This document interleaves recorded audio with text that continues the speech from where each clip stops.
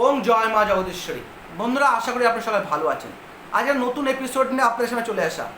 সব এপিসোডটা শুরু করার আগে বলবো, চ্যানেলটা অবশ্যই সাবস্ক্রাইব করে নেবেন, বেল আইকনটা প্রেস করবেন, যত সংখ্যক বেশি শেয়ার করবেন। মনে রাখবেন, সকল সমস্যা থেকে মুক্তির একটাই নাম তান্ত্রিক রুদ্র। সে জ্যোতিষ হোক, তন্ত্র হোক, বাস্তু হোক, যা হোক, একবার হলেও শেয়ার করবেন, সমস্যা তুলে ধরবেন, যাতে আপনাদের সমস্যা নিবারণ করতে পারি। আজকে এটা খুব বেশি একটা গুরুত্বপূর্ণ ইম্পর্টেন্ট অধ্যায় নিয়ে আপনাদের সাথে আলোচনা করব। সবার আগে বলবো, চ্যানেলটা সাবস্ক্রাইব করে নিয়ে শোটা লাস্ট পর্যন্ত দেখবেন। কি সে এপিসোডটা?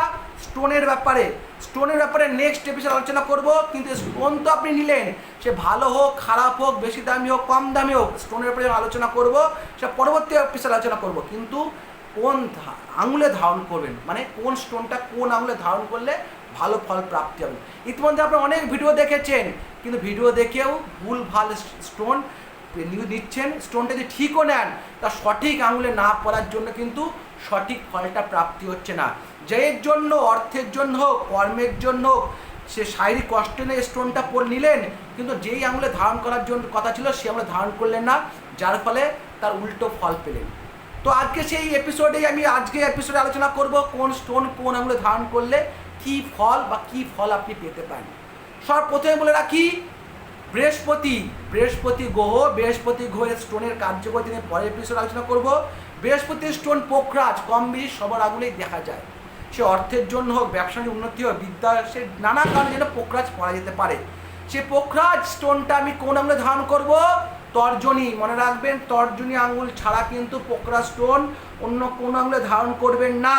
এটা শাস্ত্রে পরিষ্কার করে লেখা আছে। তর্জনী আঙুলে কিন্তু স্টোনটা বৃহস্পতির পোখরাজটা ধারণ করবেন, কারণ তর্জনী আঙুলটাই হচ্ছে বৃহস্পতির আঙুল। এখানে যদি বৃহস্পতির তর্জনী আঙুলে যদি পোখরাজটা ধারণ করবেন, এতে কিন্তু আপনার শান্তি, সুখ, সমৃদ্ধি, ঐশ্বর্য, যদি ভালো বা সঠিক স্টোন ধারণ করা যায়, কিন্তু অবশ্যই লাভ করা যেতে পারে। তাই তর্জনী আঙুল হচ্ছে বৃহস্পতির পোখরাজের জন্য। অন্য কোনো আঙুলে কিন্তু বৃহস্পতির পোখরাজ কিন্তু পড়বেন না। পড়লে কিন্তু যেই ফলের জন্য পড়ছেন সেই ফলটা কিন্তু আপনি লাভ করবেন না, উল্টে ফলটা কিন্তু আরও খারাপের দিকেই যাবে। তাই তর্জনী আঙুল হচ্ছে বৃহস্পতি আঙুল। এবার বলি মুক্ত চন্দ্রের একটা ভালো প্রতিকার। সেই মুক্তও কিন্তু আমরা তর্জনী আঙুলেই ব্যবহার করব। মুক্তও কিন্তু কোন আঙুলে পড়ব? তর্জনী আঙুলে। এবার বলতে পারেন, বৃহস্পতির পোখরাজ তো তর্জনী আঙুলে পড়ছি, মুক্ত কি তর্জনী আঙুলে পড়তে হবে? সে ব্যাপারে একটা ভালো কথা বলে রাখি। যখন পোখরাজ স্টোনটা পড়ছেন, তাহলে কিন্তু তাদের আর চন্দ্রের বা মুক্তের কোনো প্রয়োজন নেই। এটা কিন্তু আপনাকে কেউ খুলে বলবেন না, কারণ আজকালকার দিনে 10-12টাকে স্টোন আপনাকে পরিয়ে কিন্তু তারা ব্যবসা করবে। আপনাদের পোখরাজও পরিয়ে দিল, আবার আপনাকে বললো কেন আঙ্গুল বা অনামিকা আঙ্গুল একটা আপনার মুক্তও পরিয়ে দিল। এতে কিন্তু তার ব্যবসা উন্নতি হবে, ব্যবসা তার মানে অ্যাস্ট্রোলজার বা তান্ত্রিকের কিন্তু ব্যবসা শ্রীবৃদ্ধি হবে। এতে কিন্তু আপনার কোনো উন্নতি সাধন হবে না। তাই হাতে পোখরাজ যারা পড়ে আছেন, তাদের মুক্ত পড়ার আর কোনো কারণ নেই। কারণ পোখরাজ এমন একটা মানে যদি সঠিক পোখরাজ পড়া যায়, মানে পোখরাজ স্টোনটা তো এমন একটা মারাত্মক ব্যাপার, যে সঠিকভাবে সঠিক রত্ন আমি পড়তে পারেন, একবার হলে আমাকে জিজ্ঞাসা করে নেবেন। আমি কিন্তু আপনার রত্ন সম্বন্ধে পরে এপিসোড আলোচনা করব।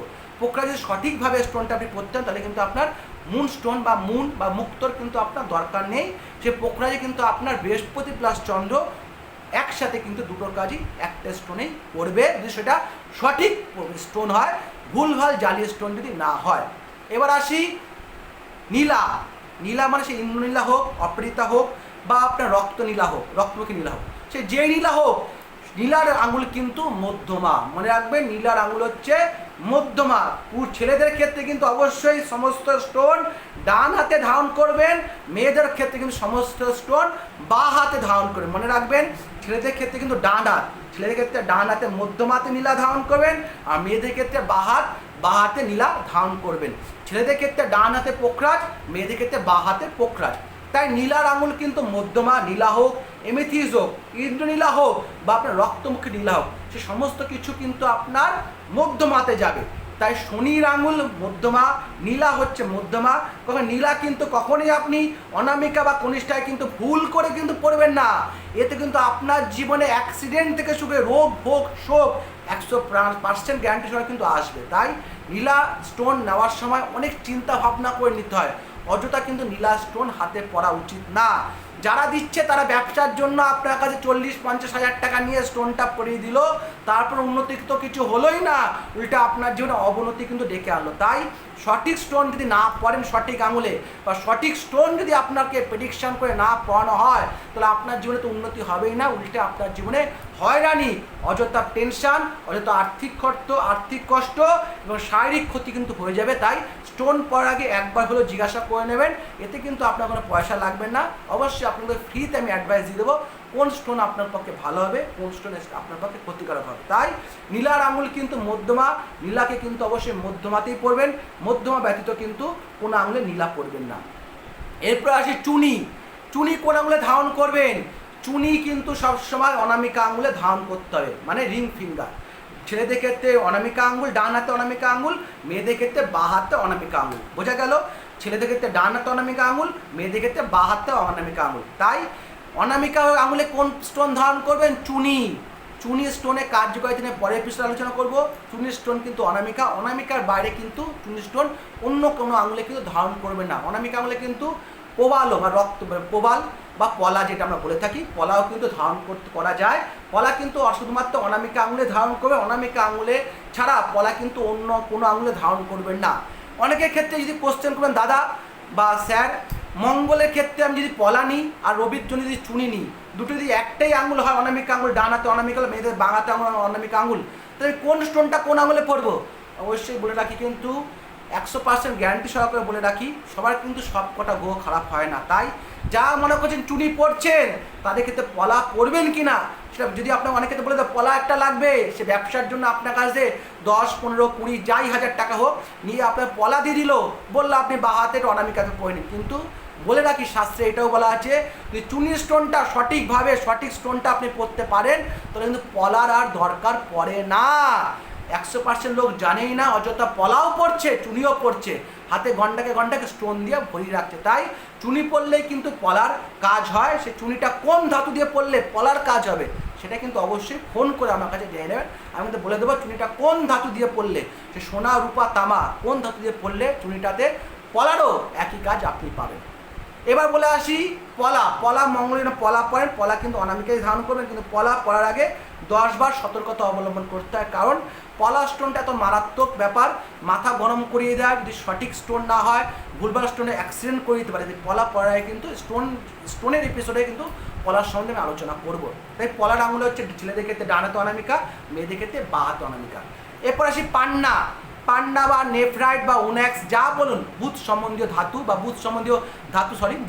রত্ন কিন্তু আপনাকে কেন আঙুল বা কনিষ্ঠ আঙুলে ধারণ করতে, মনে রাখবে কনিষ্ঠ আঙুলে কিন্তু বুধের আঙুল, পান্নার আঙুল। তাই বুধের ছেলেদের ক্ষেত্রে ডান হাতে কেন আঙুল, মেয়েদের ক্ষেত্রে বাঁ হাতে কেন আঙুলে কিন্তু পান্না ধারণ করবেন। এই ছাড়া কিন্তু অন্য আঙুলে কিন্তু পান্না ধারণ করবেন না। এবার আসি কিছু উপরত্নের কথা। অনেকে কিন্তু অনেক উপরত্ন কিন্তু ভুলভাল আঙুলে পড়ে থাকেন, যার ফলে কিন্তু ফলটা সেরকম পান না।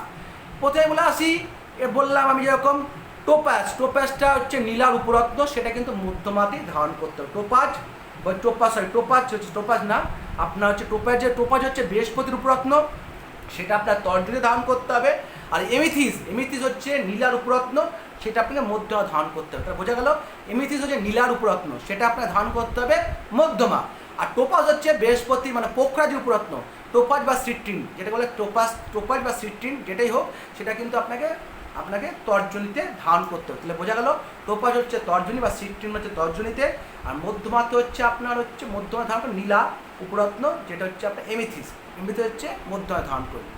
এরপর আসা যায় হচ্ছে আপনার মঙ্গলে যেমন পলা বললাম। শুক্রের ক্ষেত্রে হচ্ছে আপনার শ্বেতপলা কিন্তু অবশ্যই আপনাকে ডান হাতের কিন্তু মধ্যমা ধারণ করতে হবে। শুক্রের ক্ষেত্রে হচ্ছে ডান হাতের কিন্তু মধ্যমাতে শুক্রের শ্বেতপলা আপনাকে ধারণ করতে হবে। সেটা কিন্তু মনে রাখবে, কিন্তু ডান হাতের মধ্যমাতে শুক্রের শ্বেতপলা ধারণ করতে হবে। সেই শ্বেতপলা কার্যকারিতা ভূমিকা নিয়ে পরের এপিসোডে আলোচনা করব। এটা গেল হচ্ছে স্টোনের যেই গ্রহের স্টোন। এরপর আসি আপনাদের কাছে রাহুর গোমেদ কিন্তু অবশ্যই মধ্যমা ধারণ করতে হয়। গোমেদ পড়ার ক্ষেত্রে কিন্তু 10 বার থেকে 100 বার ভাবতে হয়। আমি কিন্তু সহসা কিন্তু কাউকে গোমেদ দিই না। গোমেদ কিন্তু পড়ার পর কিন্তু বেশিরভাগ লোকের ক্ষতি হয়েছে, ভালো হয়েছে কম। তাই যারা গোমেদ পড়ে আছেন তারা কিন্তু বারবার করে বলছি, স্টোন পড়বেন সঠিক লোকের কাছে, যারা সঠিকভাবে জ্যোতিষটা শিখেছে, যারা সঠিকভাবে অ্যাস্ট্রোলজিটা বিচার করতে পারে, যারা সঠিকভাবে যারা স্টোন সম্বন্ধে জানে, তারা কিন্তু তাদের কাছে বিচারটা করে কিন্তু স্টোনটা ধারণ করবেন। অযথা ভুলভাল বিজনেসের প্রতারণার ফাঁদে পা দিয়ে হাতে 10-12টা আংটি পরবেন না। তাই গোমেদের ক্ষেত্রে যারা গোমেদ পরে আছেন তারা কিন্তু অবশ্যই মধ্যম হাতে পরবেন। আর গোমেদ আদৌ লাগবে কিনা অবশ্যই আমার কাছে ফোন করে জেনে নেবেন, আমি কিন্তু আপনাকে বলে দেবো গোমেদটা আপনার লাগবে কি লাগবে না। এরপর আর কেতুর ক্যাটসাই আঙুল কিন্তু কনিষ্ঠা আঙুল। ক্যাটসাই কিন্তু কনিষ্ঠাতেই পড়তে হয়, ছেলেদের ক্ষেত্রে কনিষ্ঠা বা ডান হাতে কনিষ্ঠা, মেয়েদের ক্ষেত্রে বা হাতে কনিষ্ঠা। তাই বোঝা গেল এই কটা আঙুলে এই কটা স্টোন পড়তে হবে। সবার ক্ষেত্রে কিন্তু সব স্টোন লাগে না। যাদের হবে আমার ক্ষেত্রে আমার চুনি লাগবে, পলা লাগবে, পোকরাজ লাগবে, নীলা লাগবে, পান লাগবে, সব স্টোন পড়ে আছে। কারোর কিন্তু 10টা গ্রহ 9টা গ্রহ কিন্তু খারাপ হতে পারে না। 9টা যদি কারোর গ্রহ খারাপ হয় সে বেঁচে থাকারই কথা না। তাই অযথা কিন্তু বিজনেসের প্রতারণায় পা দেবেন না।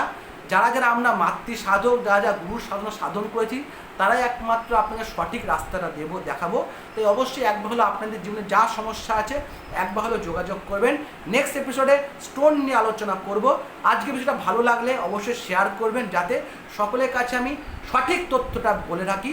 যারা বিজনেসের প্রতারণায় ফাঁদে পা দিয়ে ভুলভাল স্টোন ধারণ করেছে, ভুলভাল আঙুলে ধারণ করে রেখেছে, ভুলভালভাবে বিভিন্ন টাকা নয়ছয় হয়েছে, তারা কিন্তু অবশ্যই এপিসোডটা দেখবেন। আর যত সংখ্যক পারবেন শেয়ার করবেন। আর যেই আঙুলে যে স্টোন বললাম সেই আঙুলে সে স্টোনই পড়বেন। আরও বিশেষ কিছু জানতে হলে নিচে যাওয়া নাম্বারে ফোন করবেন। অবশ্যই চ্যানেলটা সাবস্ক্রাইব করে শেয়ার করবেন। আজকে এখানে রাখি। সকলে মঙ্গল হোক, সকলে ভালো থাকবেন। ওম জয় মা জগদীশ্বর।